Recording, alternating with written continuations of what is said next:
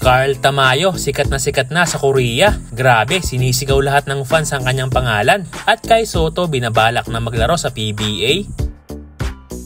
So nitong nakaraang araw ay nakuha nga ni Carl Tamayo ang pangatlong kampyonato niya sa kanyang career as a basketball player. Una na nga dyan na makuha niya ang UAAP Season 81 champion. Pangalawa na makuha rin niya ang kanyang kauna-unahang championship as a professional sa Japan B-League. At finally, nakuha na ni Carl ang kanyang pangatlong kampyonato sa Korea sa kupunan ng LJ Sakers. At isa nga itong malaking history para sa prangkisa ng kanyang kupunan dahil ito ang kauna-unahang championship na nakuha ng LJ Sakers simula nang sumali sila sa KBL noong 1997 at sa wakas sa loob ng 28 years ay nakakuha rin ng unang kampyonato ang kupunan ni Carl Tamayo. At ang maganda dyan ay kasama sa historic moment na yan ng ating kabayan. At sa kabila ng magandang karera ni Carl sa Korea ay ganun din kaganda ang pakikitungo ng mga KBL fans kay Tamayo at mabilis ngang umingay at sumikat ang kanyang pangalan sa Korea dahil nga sa husay at galing niya. Katunayan ay habang ginagawa ni Carl Tamayo ang net cutting ceremony ay sinisigaw lahat ng fans ang kanyang pangalan.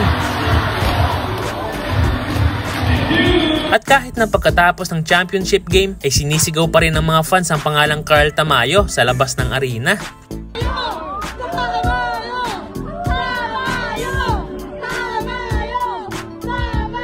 Well, hindi naman nakapagtataka yan dahil isa si Carl Tamayo sa mga nagbuhat sa LJ Sakers para makuha ang kampyonato. Nakakapag-average lang naman si Carl Tamayo ng 15.2 points, 6.1 rebounds, and 2.1 assists per game sa loob ng 60 games na paglalaro niya sa kanyang team. At merong career high na 37 points. Kaya maraming napapabilib kay Carl Tamayo sa Korea na nagbibigay naman sa kanya ng maraming tagahanga na ang karamihan naman ay mga babae dahil hindi naman maitatanggi na meron ding itsura ang ating kabayan.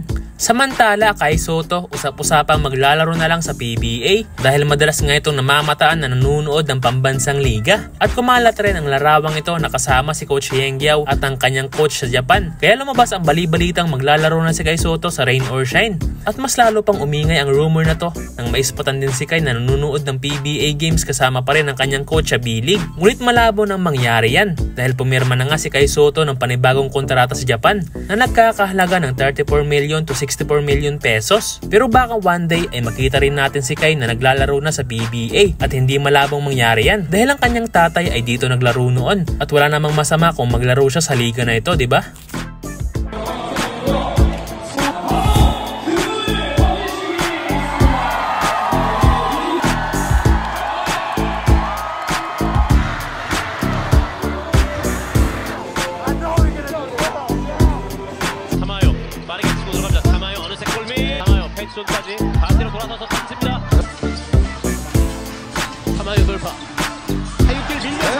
At maisingit ko lang mga boss, no?